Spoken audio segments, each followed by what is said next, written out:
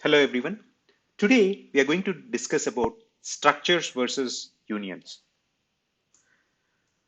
Structures and unions are both user-defined data types in C language that allow you to group together different data elements under a single name.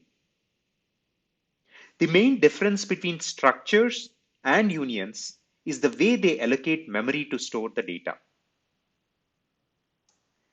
In structures, each member of the structure is assigned a separate memory location, and the memory required by the structure is the sum of the memory required by all its members. This means that the size of a structure is always equal to the sum of the sizes of all its members. In unions, all members share the same memory. Location and the memory required by the union is equal to the size of the largest member.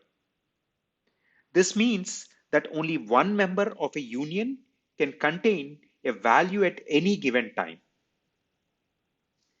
In conclusion, you can use structures when you need to store different values for different members, and unions when you need to save memory space by using the same memory location for multiple members.